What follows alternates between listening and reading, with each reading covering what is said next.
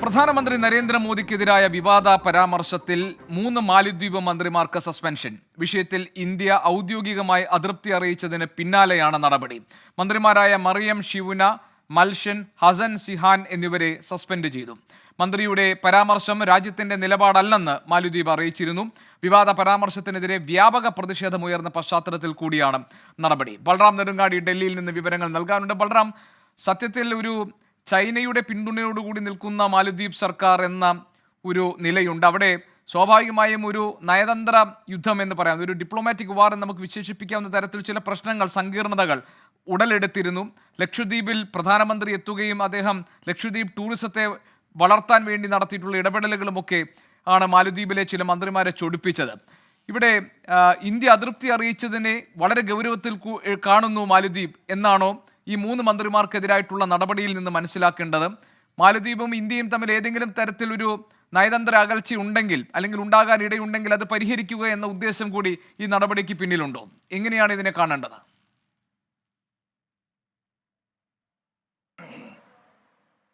ഗോപികൃഷ്ണൻ, വളരെ അപൂർവമായ തരത്തിലുള്ള ഒരു നടപടിയാണ് ഈ വിവാദ പരാമർശത്തെ തുടർന്ന് മാലദ്വീപ്സിൽ ഉണ്ടായിരിക്കുന്നത്. ഒരു രാജ്യം പ്രതിഷേധം അറിയിച്ചതിന്റെ പേരിൽ സ്വന്തം മന്ത്രിമാരെ 3 പേരെ സസ്പെൻഡ് ചെയ്യുന്ന നടപടി അപൂർവങ്ങളിൽ അപൂർവമായി മാത്രമാണ് അന്താരാഷ്ട്ര ആശയവിനിമയ രംഗത്ത് സംഭവിക്കാറുള്ളത്.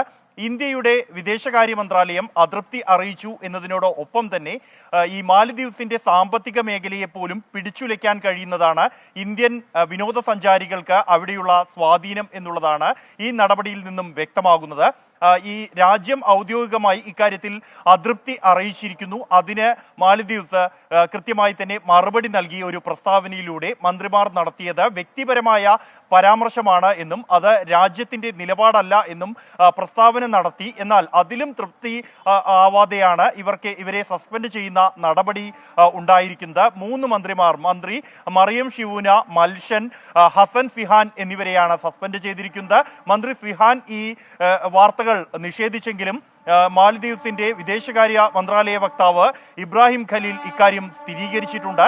പ്രധാനമന്ത്രി നരേന്ദ്രമോദി ലക്ഷദ്വീപിൽ നടത്തിയ സന്ദർശനവുമായി ബന്ധപ്പെട്ട് ഈ മന്ത്രിമാർ സമൂഹ മാധ്യമമായ എക്സിലൂടെ നടത്തിയ പോസ്റ്റുകളാണ് വിവാദമായത്. 2 മന്ത്രിമാരായ മൽഷനും ഹസൻ സിഹാനും പ്രധാനമന്ത്രിയുടെ ശ്രമം അല്ലെങ്കിൽ ഇന്ത്യയുടെ ശ്രമം എന്നുള്ളത് ഈ വിനോദസഞ്ചാരികളുടെ ശ്രദ്ധ മാലദ്വീപ്സിൽ നിന്നും ലക്ഷദ്വീപിലേക്ക് മാറ്റാനുള്ളതാണ് എന്ന തരത്തിലുള്ള ഒരു ആരോപണമാണ് ഉന്നയിച്ചത് എങ്കിൽ പ്രധാനമന്ത്രിയെ വ്യക്തിപരമായി തന്നെ അവഹേളിക്കുന്ന തരത്തിലാണ് മന്ത്രി മറിയം ഷിവുന എക്സിലൂടെ നടത്തിയ പരാമർശം എന്നുള്ളത്. ഇതിൽ ഇന്ത്യക്കാരായ ഈ ട്വിറ്റർ ഹാൻഡിലുകൾ അടക്കമുള്ളവർ വലിയ തോതിൽ തന്നെ പ്രതിഷേധം രേഖപ്പെടുത്തിയിരുന്നു.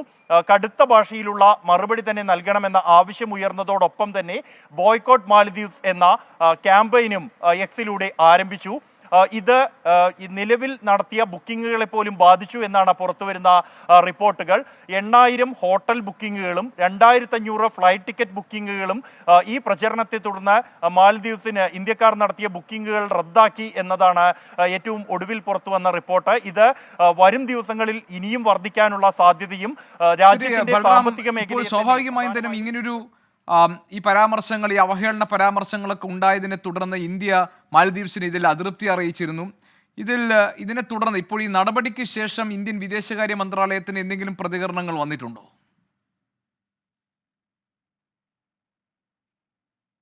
ഗോപികൃഷ്ണൻ, ഈ നടപടിക്ക് ശേഷം ഔദ്യോഗികമായി ഇന്ത്യ വിദേശകാര്യ മന്ത്രാലയം ഇക്കാര്യത്തിൽ വിശദീകരണമോ അല്ലെങ്കിൽ മറുപടിയോ പ്രതികരണമോ നടത്തിയിട്ടില്ല. കാരണം ഔദ്യോഗികമായി ഈ നടപടി സംബന്ധിച്ച് ഈ വിദേശകാര്യ മന്ത്രാലയ വക്താവ് മാധ്യമങ്ങളോട് ഇക്കാര്യം സ്ഥിരീകരിക്കുന്നുണ്ട് എങ്കിൽ പോലും ഔദ്യോഗികമായി ഇത്തരത്തിൽ നടപടി എടുത്തതായി അറിയിക്കുകയോ മറ്റോ ഉണ്ടായിട്ടില്ല മാലദ്വീപ്സ് എന്നുള്ളതാണ് നിലവിലെ സാഹചര്യം. എന്നാൽ വരും മണിക്കൂറുകളിൽ അത്തരത്തിൽ വിദേശകാര്യ മന്ത്രാലയത്തിന്റെ പ്രതികരണം ഇക്കാര്യത്തിൽ ഉണ്ടാകും എന്നുള്ളതാണ്.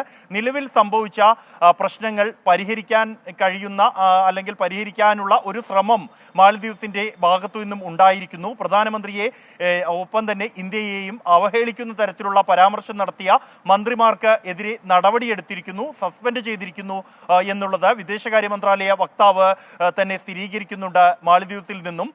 ഇതിൽ എന്നാൽ ഈ ഉയർന്നു വരുന്ന പ്രതിഷേധങ്ങളെ മറികടക്കാൻ ഇത് മതിയാകുമോ എന്നുള്ളത് ഇനിയുള്ള വളരെ പ്രധാനപ്പെട്ട കാര്യമാണ് ബൽറാം. കാരണം ഈ സമൂഹ മാധ്യമങ്ങളിൽ അതുപോലെ തന്നെ ട്വിറ്റർ ഹാൻഡിലുകളിൽ ഒക്കെ തന്നെ ഇതൊരു വളരെ പ്രധാനപ്പെട്ട വിഷയമായി കഴിഞ്ഞു. ഇതൊരു നയതന്ത്ര തലത്തിൽ ഇന്ത്യയും മാലദ്വീപ്സും തമ്മിലുള്ള ഒരു യുദ്ധം എന്ന തരത്തിലേക്കൊക്കെ ഈ കാര്യങ്ങൾ വ്യാഖ്യാനിക്കപ്പെടുകയുണ്ടായി.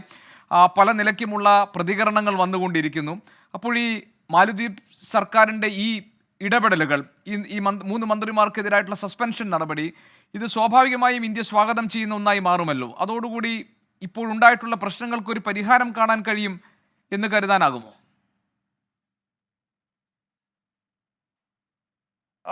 ഗോപികൃഷ്ണൻ, ഇപ്പോൾ ഈ സമൂഹ മാധ്യമങ്ങളിലുണ്ടായ പ്രചരണം എന്നുള്ളത് പ്രധാനമന്ത്രിയെയും രാജ്യത്തെയും അവഹേളിച്ചു എന്നുള്ളതാണ്. അത് ഒരു പരിധിവരെ അത് പരിഹരിക്കാൻ ഈ നടപടി ദീർഘകാലാടിസ്ഥാനത്തിൽ ഗുണം ചെയ്യും. കാരണം ആ മന്ത്രിമാരെ പൂർണ്ണമായും വാക്കുകൾ കൊണ്ട് പ്രസ്താവനയിലൂടെ തള്ളി പറയുന്നതിനൊപ്പം തന്നെ അവർക്കെതിരെ നടപടി എടുത്തിരിക്കുന്നു എന്നുള്ളത് മാലദ്വീപ്സിന് ഇന്ത്യയോടൊപ്പമാണ്, ഇന്ത്യയുടെ വികാരങ്ങളെ, ഇന്ത്യക്കാരുടെ വികാരങ്ങളെ മാനിക്കുന്നു എന്ന് ബോധ്യപ്പെടുത്താൻ കഴിയും. അതോടുകൂടി അകന്നുകൊണ്ടിരിക്കുന്ന അല്ലെങ്കിൽ ഈ ലക്ഷ്യം വെച്ച് നടത്തുന്ന ഈ പ്രചരണത്തെ ഒരു പരിധിവരെ മറികടക്കാൻ കഴിയുമെന്ന പ്രതീക്ഷ മാലദ്വീപ്സിനുണ്ട് എന്ന് തന്നെയാണ് നിലവിൽ മനസ്സിലാക്കാൻ കഴിയുന്നത്. രാജ്യത്തെ, മാലദ്വീപ്സിന്റെ സാമ്പത്തിക മേഖലയെ തന്നെ ബാധിക്കുന്ന തരത്തിലേക്ക് ഈ പ്രചരണം കടന്നത് തന്നെയാണ് മാലദ്വീപ്സിനെ പിടിച്ചുലച്ചതും ഇത്തരത്തിലൊരു കടുത്ത നടപടിയിലേക്ക് കടക്കാൻ പ്രേരിപ്പിച്ചതും എന്ന് വ്യക്തമാണ്. ഇന്ത്യ ഇക്കാര്യം എന്തായാലും ഔദ്യോഗികമായി ഇത് സ്വാഗതം ചെയ്യുമോ എന്നുള്ളത് വ്യക്തമല്ല. ഔദ്യോഗിക പ്രതികരണം ഇക്കാര്യത്തിൽ വിദേശകാര്യ മന്ത്രാലയത്തിൻ്റെതടക്കം ലഭ്യമാകും വരും മണിക്കൂറുകളിൽ എന്ന് തന്നെയാണ്. ശരി, ഏതായാലും മാലദ്വീപ് സർക്കാരിന്റെ നടപടി ഉണ്ടായിരിക്കുന്നു. പ്രധാനമന്ത്രിക്കെതിരെ അവഹേളന സ്വഭാവത്തിലുള്ള പരാമർശങ്ങൾ നടത്തിയ 3 മന്ത്രിമാർക്കെതിരെ സസ്പെൻഷൻ നടപടി സ്വീകരിച്ചിരിക്കുന്നു. ഇവർ നടത്തിയ പരാമർശങ്ങളും പ്രതികരണങ്ങളും ഒക്കെ വ്യക്തിപരമായി മാത്രമേ കണക്കാക്കൂ. ഇത് രാജ്യത്തിന്റെ നിലപാടല്ല എന്നും സർക്കാർ വ്യക്തമാക്കിയിട്ടുണ്ട്. അതിന്റെ വിശദാംശങ്ങളാണ് ഇപ്പോൾ ബൽറാം നെടുങ്ങാടി നൽകിയത്. ബംഗാളിൽ തൃണമൂൽ കോൺഗ്രസ് നേതാവിനെ വെടിവെച്ച് കൊലപ്പെടുത്തി. മുർഷിദാബാദിലെ പാർട്ടി ജില്ലാ ജനറൽ സെക്രട്ടറി സത്യൻ ചൗധരിയാണ് കൊല്ലപ്പെട്ടത്. ഞായറാഴ്ച ഉച്ചയോടെ ബഹ്റാംപൂരിലാണ് സംഭവം. അച്യുതൻ ഡൽഹിയിൽ നിന്ന് വിവരങ്ങൾ നൽകാനുണ്ട്. അച്യുതൻ, ഇതൊരു രാഷ്ട്രീയ കൊലപാതകമാണോ?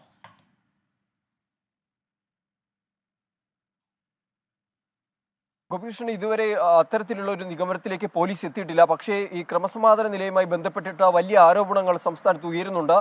നേരത്തെ ED ഉദ്യോഗസ്ഥർക്കെതിരായ ആക്രമണം, തൊട്ടു പിന്നാലെ തൃണമൂൽ നേതാവ് വെടിവെച്ച് ഒരു അജ്ഞാത സംഘം കൊലപ്പെടുത്തുന്നു. അങ്ങനെ തൃണമൂൽ കോൺഗ്രസിനെ ആകെ പ്രതിരോധത്തിലാക്കുന്ന സംഭവ വികാസങ്ങളാണ് ഈ കഴിഞ്ഞ മണിക്കൂറുകളിലായി പശ്ചിമ ബംഗാളിൽ ഉണ്ടായിരിക്കുന്നത്.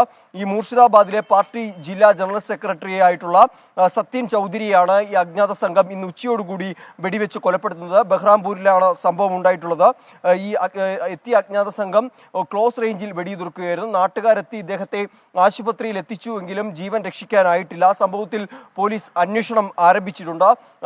നിലവിലെ PCC അധ്യക്ഷൻ അധിർ രഞ്ജൻ ചൗധരിയുടെ വിശ്വസ്തനായിരുന്നു ഈ സത്യൻ ചൗധരി. പാർട്ടിയിലെ ചില പ്രശ്നങ്ങൾ കാരണമാണ് ഇദ്ദേഹം തൃണമൂൽ കോൺഗ്രസിലേക്ക് എത്തുന്നത്. എന്തായാലും ഈ തദ്ദേശ തെരഞ്ഞെടുപ്പിലടക്കം വലിയ ആക്രമണങ്ങൾ നടന്ന ഒരു മേഖലയാണ് മുർഷിദാബാദ്.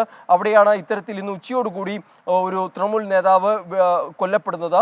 അജ്ഞാത സംഘമാണ് നിലവിൽ. എന്തായാലും CCTVകൾ കേന്ദ്രീകരിച്ചുള്ള ഒരു അന്വേഷണമാണ് പോലീസിന്റെ ഭാഗത്തു നിന്നും ഇപ്പോൾ ആരംഭിച്ചിരിക്കുന്നത്. ശരി, അച്യുതനാണ് ഡൽഹിയിൽ നിന്നും വിശദാംശങ്ങൾ പങ്കുവച്ചത്. പന്തല്ലൂരിലെ പുലി പിടിയിലായി.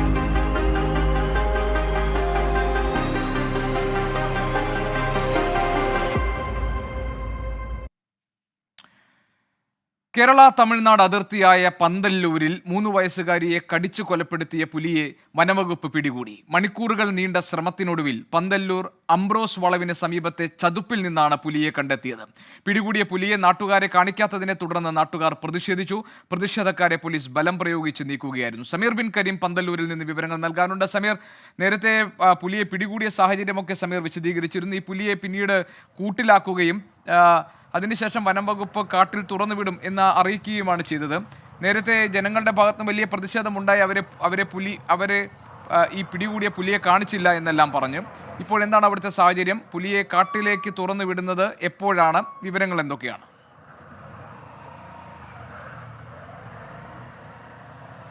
ഗോപി, നിലവിൽ ഇന്ന് വൈകുന്നേരത്തോടു കൂടിയാണ് ഈ പിടികൂടിയ പുലിയെ വനം വകുപ്പ് ഉദ്യോഗസ്ഥർ കൊണ്ടുപോയിരിക്കുന്നത്. ഈ പുലിയുടെ ആരോഗ്യനിലയൊക്കെ തന്നെ സാധാരണ നിലയായതിനു ശേഷം ഒരുപക്ഷെ അടുത്ത ദിവസമായിരിക്കും മുതുമല ടൈഗർ മുതുമല വന്യജീവി സങ്കേതത്തിൽ ഈ പുലിയെ തുറന്നുവിടുക എന്നുള്ളതാണ് നമുക്ക് വനം വകുപ്പിൽ നിന്നും ലഭ്യമായിരിക്കുന്ന വിവരം. അതോടൊപ്പം തന്നെ ഈ പിടികൂടിയ പുലിയെ തങ്ങൾക്ക് കാണിച്ചില്ല എന്ന് പറഞ്ഞുകൊണ്ട് നാട്ടുകാരുടെ നേതൃത്വത്തിൽ ഇവിടെ പ്രതിഷേധിക്കുന്ന ഒരു സാഹചര്യമുണ്ടായി. എന്നാൽ ഏതാണ്ട് പ്രതിഷേധം 2 മണിക്കൂറോളം നീണ്ട സമയത്ത് പോലീസ് ഏതാണ്ട് 6 മണിയോട് അടുത്ത സമയത്തോടു കൂടി ഈ പ്രതിഷേധക്കാരെ പോലീസ് വിരട്ടി ഓടിക്കുകയായിരുന്നു എന്നുള്ളതാണ് ഇവിടെ നിന്നും നൽകാൻ കഴിയുന്ന ഏറ്റവും പുതിയ വിവരം. അതായത് പ്രതിഷേധക്കാർ പറയുന്നത് പുലിയെ തങ്ങളെ കാണിക്കാത്ത സ്ഥിതിക്ക് അത്തരം ഒരു പുലിയെ പിടികൂടിയത് വിശ്വസിക്കാൻ തങ്ങൾക്ക് ബുദ്ധിമുട്ടുണ്ട് എന്നുള്ളതായിരുന്നു നാട്ടുകാരുടെ പ്രധാനപ്പെട്ടതായിട്ടുള്ള ആരോപണം. ഈ പശ്ചാത്തലത്തിലാണ് പോലീസ് ഏറെ നേരമായിട്ടും നാട്ടുകാർ പിരിഞ്ഞു പോകാത്ത സാഹചര്യത്തിൽ നാട്ടുകാരെ വിരട്ടി ഓടിക്കുന്ന ഒരു ഘട്ടത്തിലേക്ക് കാര്യങ്ങൾ എത്തിയത്. ഇന്ന് വൈകുന്നേരത്തോടു കൂടിയാണ് ഈ അംബ്രൂസ് വളവിന് സമീപത്തുള്ള താഴ്ചയുള്ള ചതുപ്പിൽ നിന്നും ഈ പുലിയെ പിടികൂടുന്നത്. 2 മയക്കുവടി വെച്ച ശേഷമായിരുന്നു പുലിയെ വനംവകുപ്പ് ഉദ്യോഗസ്ഥർ പിടികൂടുകയും തുടർന്ന് ഈ വാഹനത്തിൽ കയറ്റി കൊണ്ടുപോകുന്ന ഒരു സാഹചര്യം ഉണ്ടായത്. അതോടൊപ്പം തന്നെ ഈ പുലിയെ കാണിച്ചില്ലെന്ന് ആരോപിച്ച് പ്രതിഷേധിച്ചവരുടെ അടുത്തേക്ക് കളക്ടർ അരുണ ചർച്ചക്കെത്തിയെങ്കിലും തുടർന്ന് ചർച്ചക്കെത്തുകയും സമരക്കാരുമായി ചർച്ച നടത്തുകയും അതിന് പിന്നാലെ ഈ പുലിയുടെ ആക്രമണത്തിൽ കൊല്ലപ്പെട്ടവരുടെ 2 കുടുംബാംഗങ്ങൾക്ക് 10 ലക്ഷം രൂപയോളം വിലയുള്ള അല്ലെങ്കിൽ 10 ലക്ഷം രൂപയുടെ ചെക്ക് കൈമാറിയെങ്കിലും ഇവർ സ്വീകരിക്കാൻ തയ്യാറായില്ല എന്നുള്ളതാണ് പ്രധാനപ്പെട്ട കാര്യം. ഇവർ പറഞ്ഞത് പുലിയെ അല്ലെങ്കിൽ പുലിയെ വെടിവെച്ച് കൊല്ലുക മാത്രമാണ് തങ്ങളുടെ ആവശ്യം, അല്ലാതെ പണമല്ല എന്നുള്ളതായിരുന്നു. അതിന് പിന്നാലെയാണ് ഇവർ പിരിഞ്ഞു പോകാത്ത ഘട്ടത്തിൽ പോലീസിന് ഈ ബലം പ്രയോഗിക്കേണ്ട നാട്ടുകാരെ നീക്കേണ്ട സാഹചര്യം ഉണ്ടായത്. സമീർ ബിൻ കരീമാണ് പന്തല്ലൂരിൽ നിന്നും ഈ വിവരങ്ങൾ നമുക്ക് നൽകിയത്. സംസ്ഥാനത്ത് വീണ്ടും കർഷക ആത്മഹത്യ. കണ്ണൂർ ആലക്കോട് പാത്തൻപാറ സ്വദേശി ഇടപ്പാറയ്ക്കൽ ജോസാണ് ആത്മഹത്യ ചെയ്തത്. പാട്ടത്തിനെടുത്ത സ്ഥലത്തെ വാഴക്കൃഷി നശിച്ചതിനെ തുടർന്നുണ്ടായ സാമ്പത്തിക ബാധ്യത ജോസിനെ മനോവിഷമത്തിലാക്കിയിരുന്നതായി ബന്ധുക്കൾ പ്രതികരിച്ചു. ഇന്ന് രാവിലെയാണ് വീടിനടുത്തുള്ള കൃഷിയിടത്തിൽ ജോസിനെ തൂങ്ങി മരിച്ച നിലയിൽ കണ്ടെത്തിയത്. നാട്ടിലെ സ്വാശ്രയ സംഘത്തിന്റെ യോഗത്തിലെത്തിയ ജോസ് വായ്പ ലഭിക്കാൻ സാധ്യതയുണ്ടോ എന്നാരാഞ്ഞിരുന്നു. എന്നാൽ മുൻഗണനയനുസരിച്ച് അർഹതയില്ലെന്ന മറുപടി ലഭിച്ചു. പിന്നീട് വീട്ടിലേക്ക് മടങ്ങിയ ജോസിനെ കാണാതായതോടെ നാട്ടുകാരും ബന്ധുക്കളും നടത്തിയ തിരച്ചിലിലാണ് സമീപത്തെ പറമ്പിൽ തൂങ്ങി മരിച്ച നിലയിൽ കണ്ടെത്തിയത്. തുച്ഛമായ സ്ഥലം മാത്രം സ്വന്തമായുള്ള ജോസ് ഏറെക്കാലമായി ഭൂമി പാട്ടത്തിനെടുത്ത് കൃഷി ചെയ്തു വരികയായിരുന്നു. വാഴക്കൃഷിയായിരുന്നു പ്രധാന ആശ്രയം. പാട്ടകൃഷിയിൽ തുടർച്ചയായുണ്ടായ നഷ്ടം ജോസിനെ സാമ്പത്തികമായി തളർത്തി. നാട്ടിലെ സ്വകാര്യ വ്യക്തികളിൽ നിന്നും സ്വാശ്രയ സംഘങ്ങളിൽ നിന്നും സ്വീകരിച്ച വായ്പ മടക്കി നൽകാൻ കഴിയാതെ വന്നു. അദ്ദേഹം ഉൽപ്പാദിപ്പിച്ച വാഴ അടക്കമുള്ള കാർഷിക ഉൽപ്പന്നങ്ങൾ പൂർണ്ണമായും നശിച്ചു പോയപ്പോൾ അതിന് നയാ പൈസ പോലും നഷ്ടപരിഹാരം കിട്ടാത്തതിൻ്റെ വേദനയിലാണ് അദ്ദേഹം കടമായി സ്വകാര്യ വ്യക്തിയിൽ നിന്ന് വാങ്ങിയ ലക്ഷക്കണക്കിന് രൂപയും അതോടൊപ്പം ബാങ്കിൽ നിന്ന് വാങ്ങിയ വായ്പയും തിരിച്ചടയ്ക്കാൻ കഴിയാതെ ആ മനോവിഷമത്തിലാണ് അദ്ദേഹം ആത്മഹത്യ ചെയ്തിരിക്കുന്നത്.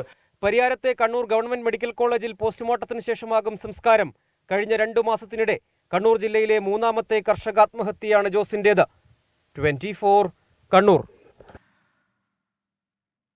വയനാട് വെള്ളാരം കുന്നിൽ KSRTC ബസ് താഴ്ചയിലേക്ക് മറിഞ്ഞ് നിരവധി പേർക്ക് പരിക്ക്. ബത്തേരിയിൽ നിന്ന് കോഴിക്കോട്ടേക്ക് പോവുകയായിരുന്ന ബസ്സാണ് അപകടത്തിൽപ്പെട്ടത്. ആരുടെയും പരിക്ക് ഗുരുതരമല്ല.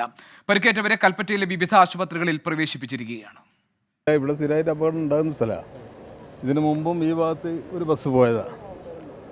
ഒന്നാമത് ചെറിയ ചാറ്റൽ മഴ ഉണ്ടല്ലോ, പിന്നെ വണ്ടി അത്ര ഫിറ്റ്നസ് എല്ലാം തോന്നുന്നുണ്ട്.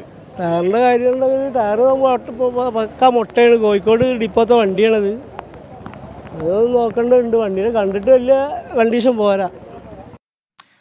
സുർജിത്ത് അയ്യപ്പത്ത് വയനാട്ടിൽ നിന്നും വിവരങ്ങൾ നൽകാനുണ്ട്. സുർജിത്ത്, ഈ ബത്തേരിയിൽ നിന്ന് കോഴിക്കോട്ടേക്ക് പോകുകയായിരുന്ന ബസ്സാണല്ലോ അപകടത്തിൽപ്പെട്ടത്. നാട്ടുകാരുടെ പ്രതികരണം കേൾക്കുമ്പോൾ മനസ്സിലാകുന്നത് ബസ്സിന്റെ കണ്ടീഷൻ അത്ര നല്ലതായിരുന്നില്ല എന്നാണ്. പരിക്കേറ്റവരുടെ നില എങ്ങനെയാണ്? എന്താണ് ഈ അപകടത്തിന് വഴിവെച്ചത്? പലതരത്തിലുള്ള പ്രതികരണവും ഇതുമായി ബന്ധപ്പെട്ട് വരുന്നുണ്ട് ഗോപി. എന്തായാലും അന്ന് വൈകിട്ട് 4:30 കൂടിയാണ് ഇങ്ങനെ ഒരു അപകടം സംഭവിച്ചിരിക്കുന്നത്. ഈ വെള്ളാരംകുന്ന് എന്ന് പറയുന്ന പ്രദേശം ഹൈവേയോട് ചേർന്ന പ്രദേശമാണ്. അവിടെയാണ് ഇത്തരത്തിലൊരു അപകടം. ഈ ബസ് യാത്ര ചെയ്തിരുന്നത് ബത്തേരിയിൽ നിന്ന് കോഴിക്കോട്ടേക്കാണ്. ഓർഡിനറി ബസ്സാണ്. ഈ ഓർഡിനറി ബസ് യാത്ര ചെയ്യുമ്പോൾ നിയന്ത്രണം വിട്ട്, ചെറിയ ചാറ്റൽ മഴ ഉണ്ടായിരുന്നു, നിയന്ത്രണം വിട്ട് താഴ്ചയിലേക്ക് മറിയുകയായിരുന്നു. ഒരു ഹോം സ്റ്റേയോട് അടുത്തുള്ള അതിന്റെ താഴ്ചയിലേക്കാണ് ഈ ബസ് നിലം പൊത്തിയത്. പക്ഷേ വലിയ അപകടമെങ്കിലും ആളുകൾക്ക് ഗുരുതരമായ രീതിയിലുള്ള പരിക്കുകളില്ല എന്നുള്ളതാണ് ഏറ്റവും ആശ്വാസകരം. പരിക്കേറ്റവരെല്ലാം തന്നെ കൽപ്പറ്റയിലെ വിവിധ സ്വകാര്യ ആശുപത്രികളിലേക്ക് മാറ്റിയിരിക്കുകയാണ്. എന്തായാലും ആരുടെയും പരിക്ക് അത്ര കണ്ട് ഗുരുതരമല്ല എന്നുള്ള തരത്തിലുള്ള വിവരമാണ് പുറത്തു വരുന്നത്. യാത്രക്കാരാണ് ഉണ്ടായിരുന്നത് എന്നതിന്റെ വിവരം കിട്ടിയിട്ടുണ്ടോ സുർജിത്ത്? ഗോപി. സുർജിത്ത്, എത്ര യാത്രക്കാരുണ്ടായിരുന്നു ബസ്സിൽ അപകട സമയത്ത് എന്ന വിവരമുണ്ടോ?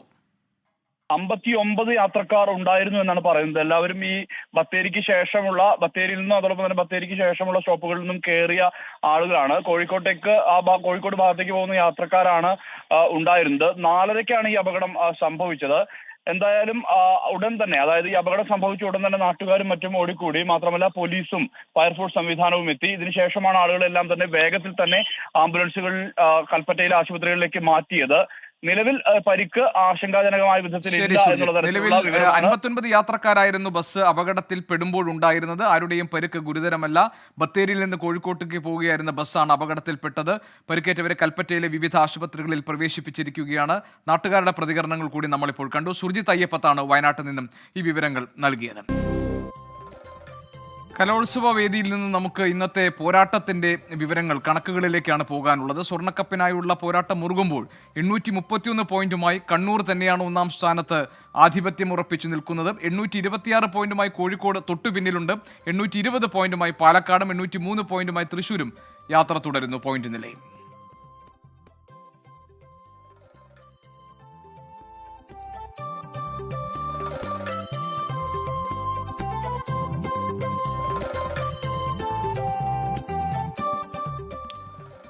മറിയക്കുട്ടി മുതൽ മണിപ്പൂർ വരെ ഇത്തവണത്തെ ഹയർ സെക്കൻഡറി സ്കൂൾ വിഭാഗം പെൺകുട്ടികളുടെ മോണോ ആക്ടിൽ ഇവരെല്ലാം വിഷയങ്ങളായി. അതിൽ സവിശേഷ ശ്രദ്ധ പിടിച്ചുപറ്റിയത് ആതിഥേയ ജില്ലയായ കൊല്ലത്തെ ഒരു കൊല്ലംകാരി തന്നെ വരച്ചു കാട്ടിയപ്പോഴാണ്. കരുനാഗപ്പള്ളി ബോയ്സ് ഹയർ സെക്കൻഡറി സ്കൂളിലെ വിദ്യാർത്ഥിനി മാളവിക മാധവിന്റെ പ്രകടനത്തിലൂടെ അറിയാം കൊല്ലത്തിന്റെ നെല്ലും പതിരും.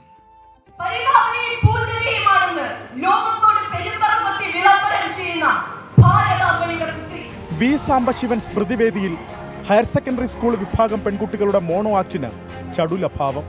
സാമൂഹിക സുരക്ഷാ പെൻഷൻ അവകാശമെന്ന് വിളിച്ചു പറഞ്ഞ മറിയക്കുട്ടി മുതൽ മണിപ്പൂരിൽ അതിക്രൂരമായി വേട്ടയാടപ്പെടുന്ന സ്ത്രീകൾ വരെ മോണോ ആക്ടിന് വിഷയങ്ങളായി. അതിനിടയിൽ ഒരു വേറിട്ട ചോദ്യം: കൊല്ലമേ, നിനക്കിതെന്തു പറ്റി?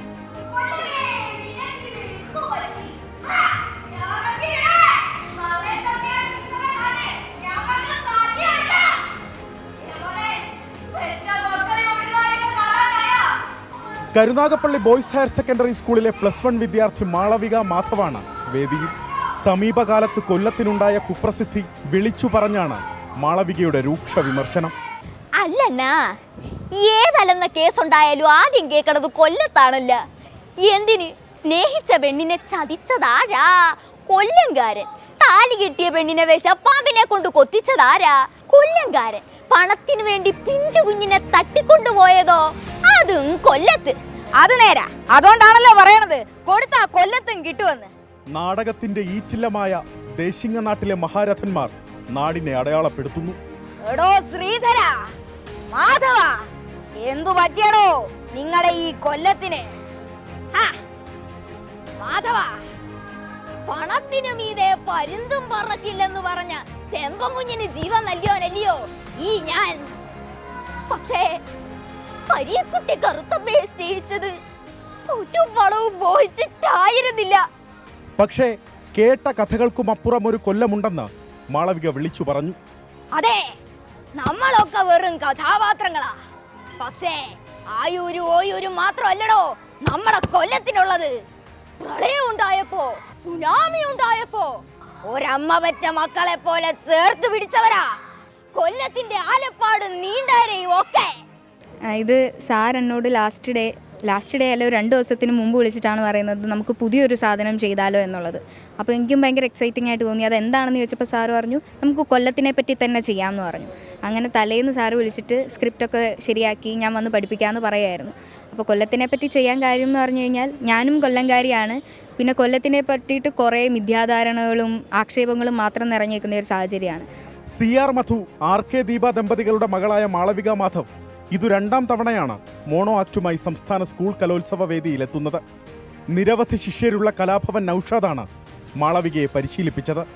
മാളവിക ഉൾപ്പെടെ അദ്ദേഹത്തിന്റെ 10 ശിഷ്യർ ഇത്തവണ മോണോ ആക്ട് വേദിയെ ഇളക്കി മറിച്ചു. നല്ലവരും അതുപോലെ ഏത് പ്രശ്നമുള്ള ന്യൂസ് വന്നാലും ആദ്യം കാണുന്ന പേര് കൊല്ലം, ആയൂർ, അഞ്ചൽ ആ പ്രദേശമാണ്. അപ്പോൾ ഒരാൾ ചെയ്യുന്നതിൻ്റെ ചീത്തപ്പേര് എല്ലാവർക്കും കേൾക്കുന്നു എന്നതുപോലെ നല്ലതിൻ്റെയും കൊല്ലത്തുണ്ട്. കൊല്ലത്തെ ഒരു ഒബ്സർവേഷനാണ്. കൊല്ലം കണ്ടവൻ ഇല്ലം വേണ്ട. അപ്പോൾ കൊല്ലത്തെ പെണ്ണുങ്ങൾ ബോൾഡാണ്.